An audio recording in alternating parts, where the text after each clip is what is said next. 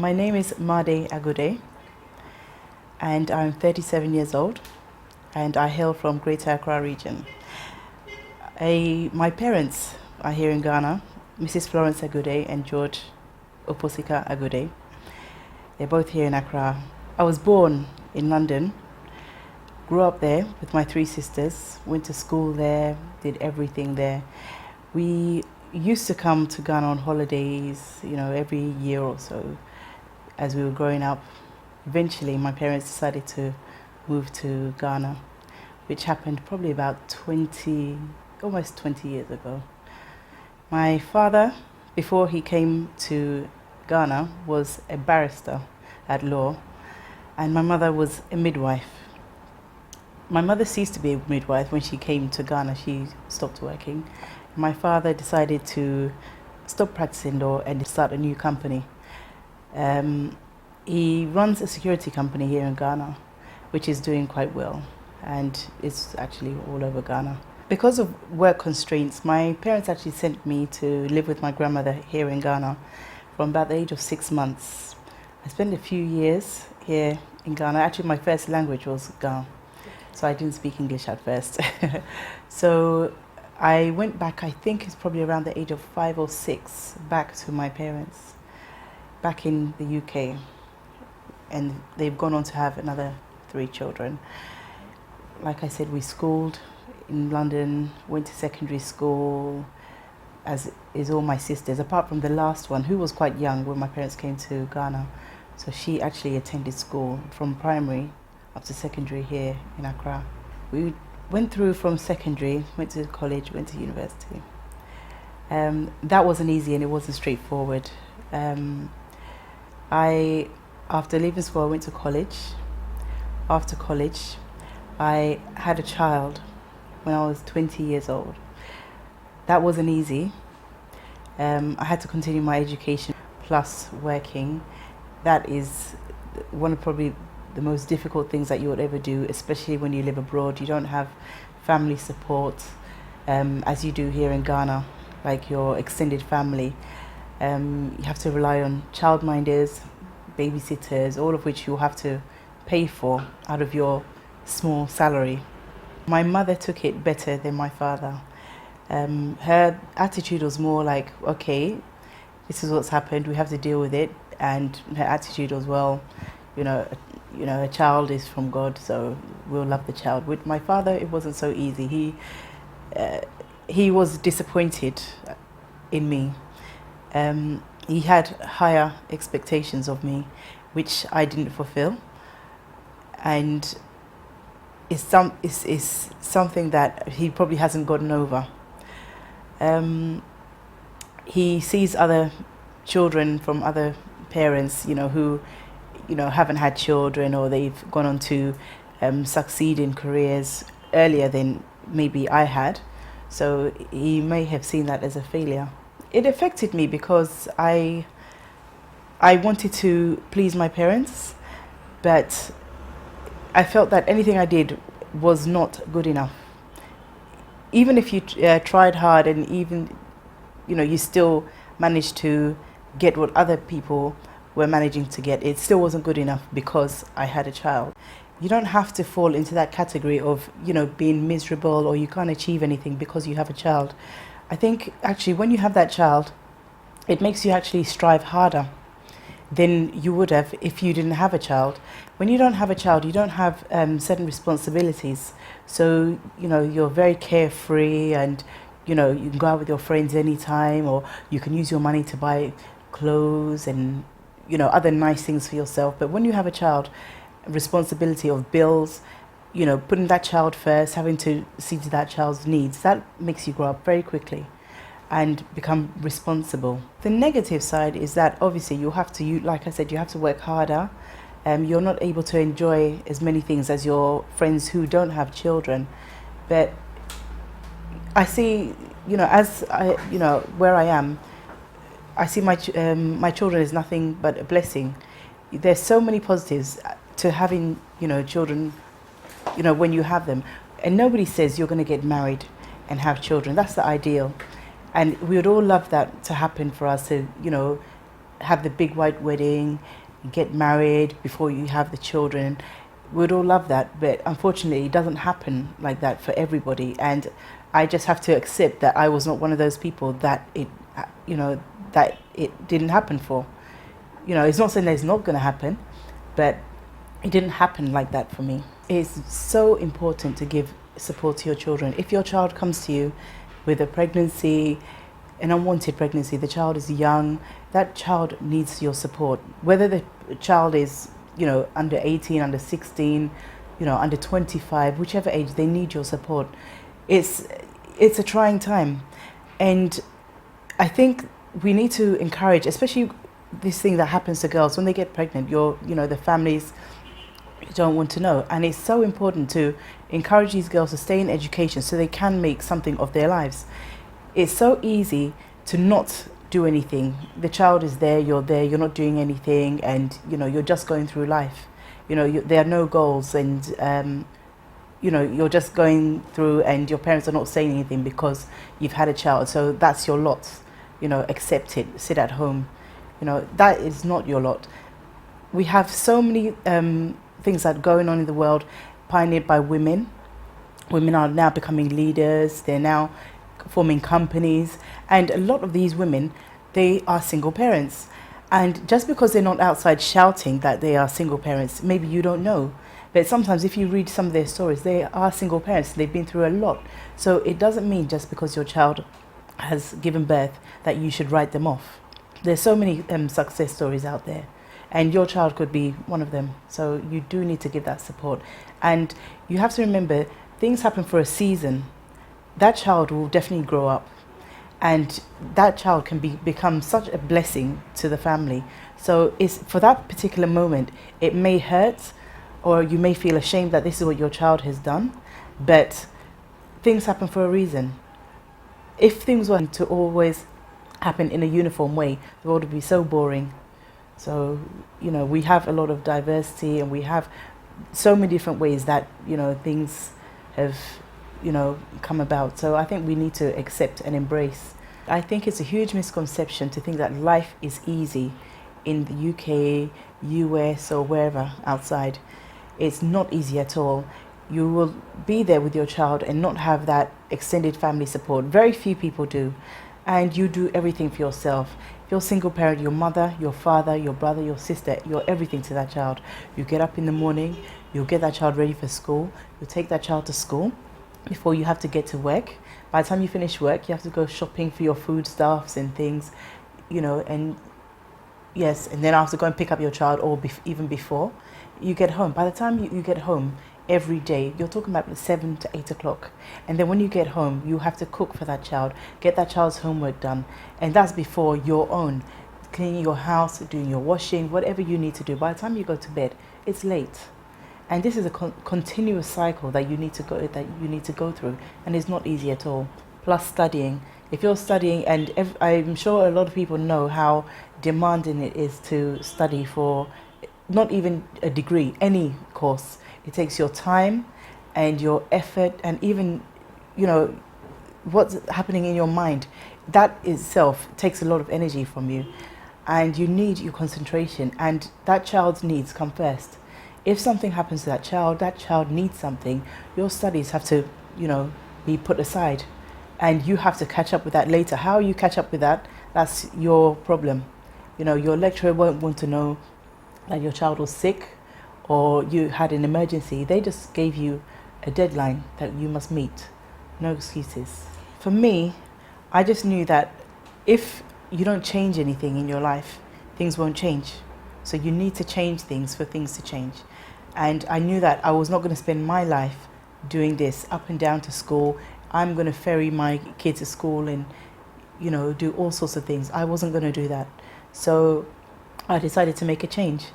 I strove very hard, did a few courses, changed my job, went from a lower level, upper level management, and, so on. And it wasn't easy. You deal with so many things. Apart from your child at home, you go to work, and even at work, that's another battle that you have to deal with. You have colleagues that, who disagree with you, fighting, management, disciplinary, and so many things that you have to deal with. That's a whole different kettle of fish compared to what's at home. And when you go home, that's something else that you have to deal with, and it's not easy. You're there by yourself, and you are the mother, the father. You're the breadwinner. You're everything to that child. You name it. That's what you are. You're cook, doctor, washer, everything. So that's the role that you have to take on, and it's a huge role. Single parenthood is not easy. Is not easy whatsoever. And for anyone, I think, who underestimates anybody who has been a single parent or writes them off is so wrong. I think if you haven't been a single parent before and you meet somebody who is, you really have to look at that person and applaud, because if you were probably to stand in that person's shoes, you probably couldn't do it. I was in London when the recession happened and I lost my job. I was made redundant. And there were so many things going on in the country. People were losing jobs. And I just thought to myself, do you know something? I'm not going to struggle to look for a job. I had friends who were writing 20 to 30 applications a day. They'd lost their jobs, and they were stressing because they had a mortgage payment to make and they needed to get a job and all sorts of things. And I thought, you know what? I can't do this. I'm not going to do this. I just said, look, this is probably a blessing in disguise. And I thought to myself, well, my parents are in Ghana, and maybe if it's good for them, maybe it's good for me. So I made the brave decision to pack up and come to Ghana, which I did. It wasn't easy. When you come to Ghana, it's a totally different lifestyle to what you're used to. Things don't happen as fast as they do outside. Things are not so efficient. You have a lot of lights off, and sometimes they switch off the water. Essential things that you need, which you've been so used to being a constant in your life, now all of a sudden it's taken away just like that. So you have to get used to all those type of things. I have to get used to not being able to go to a huge supermarket like Tesco's or Sainsbury's to do my shopping, get everything under one roof. So you have a lot of frustrating things that, if you're not strong, can send you packing back to the UK, US, and a lot of people have done it. They come here and it's so hard to survive. And it's not easy. It's not easy whatsoever.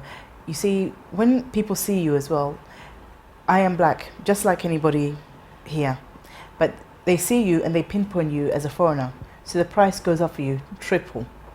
So now, to be honest, when I first came, I was not a fluent speaker in any language, but I had to force myself. So when I go to the market, now I can speak. And I've had to force myself that I can speak some Twi, I can speak some Ga, and which I couldn't do when I came, but I forced myself. But there's so many things that you're up against. There's a lack of I would say recreational facilities for children. Things cost so much money.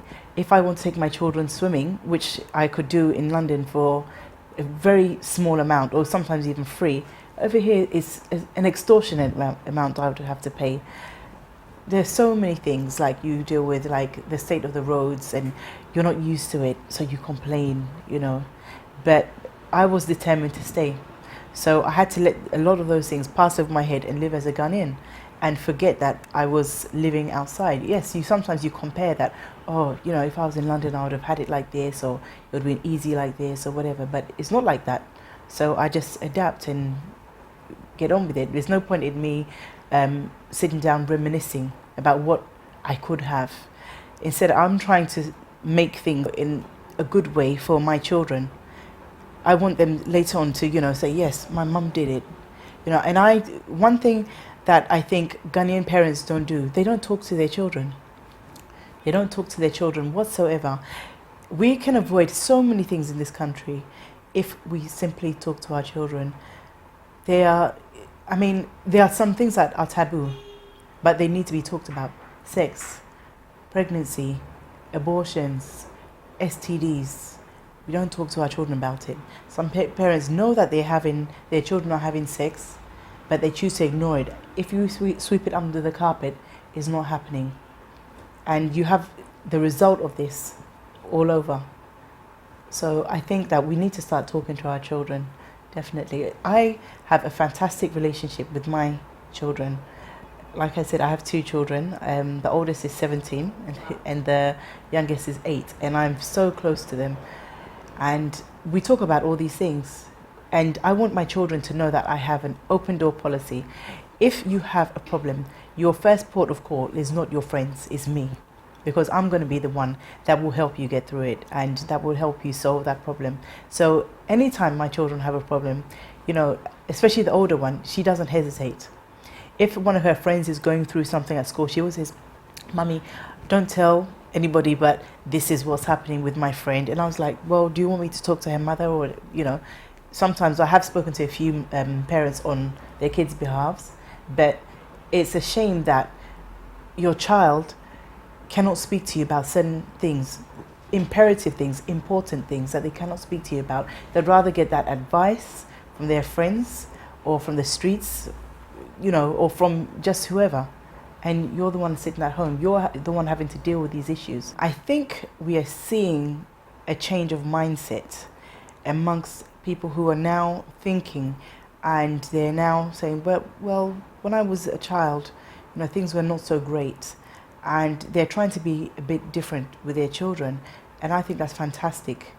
I think even with my parents were not very open. And I think that was due to how they were brought up. That's the traditional way. That's the only way that a lot of people know. And that's normal. But I think it's a new generation of people that are saying, no, it's not right. We want to know our kids. We have to know our kids. A lot of people live in the house with their children and they don't know them. They don't know what the children like. They don't know about their personalities. They just know, you're my child, I've given you chores, I pay your school fees, and that's it. And I would say to a lot of parents, just because you pay school fees and you feed the child, it's not enough. You need to have a relationship with the child. Because I think when the child gets older, then you start having that strained relationship, and it doesn't help. You didn't have that friendship, you know, when the child was younger. So when you get older, I think there's a bit of difficulty there when the child does get older. I think everybody wants the best for their children. You want to see your children excel and do, you know, the best. And there's nothing wrong with wanting the best for your children. I personally wouldn't send my children on the street to sell. Education is where it's at for everybody. And I want my children to be educated to as far as they can go, to reach the top, so that they can be the best that they can be. And I don't want them to limit themselves. A lot of parents have sent their children onto the streets to sell so that they can bring money home to help out with, you know, household bills or food or things like that. And I haven't been in their shoes, but I think it's extremely irresponsible. We need to send our children to school, especially the girls. They're just giving birth to these children. They're not raising them properly. They're raising them on the streets. They are not being fed. They don't have any place to live. And for me, I don't think anybody should be having children when you don't have somewhere to live. You don't have a job. How are you going to feed that child? I don't think anybody should be, to be honest. I've been mainly freelancing. I've been writing for some newspapers. Sometimes I guest on some couple of TV shows. I do a couple of radio shows as well. I'm currently just starting my own business after about a year of research, and it hasn't been easy. And we're now just getting it off the ground. So I haven't actually started yet. We haven't made any money or anything like that, but things are now just being put into place and, you know, everything. And it's taken time. And one thing I must stress is that when a lot of people come to Ghana, they get impatient. They want to get a job, and it's not easy to get a job in Ghana. A lot of what is practiced is who you know. So it's hard to get a job. And sometimes when people come here as well, they're expecting a similar salary to what they get abroad. And most of the time, you will not get equivalent of that salary. There's very few companies that will give you that. So a lot of people need to expect to lower their expectations in regards to salary. You start from somewhere. And once you start from somewhere, you'll definitely get there. Don't give up. It always starts with a small step. you can never achieve everything tomorrow. It's not going to happen. Even where I am, I still haven't, my business is not flourishing. I've just started and I've been in Ghana 4 years. So it's taken me a long time and it's not easy. But I think anything that is worthwhile will take time. So you need to take your time and make the effort. If you just sit back, it's not going to happen for you. No matter the amount of prayers that you say, it's not going to work unless you put in that time and effort, and that is so important. And you need, whatever you decide to do, you need to be dedicated to that to make it work. If you decide to leave it after a while, it's not going to work, and you need to be there and you need to be focused.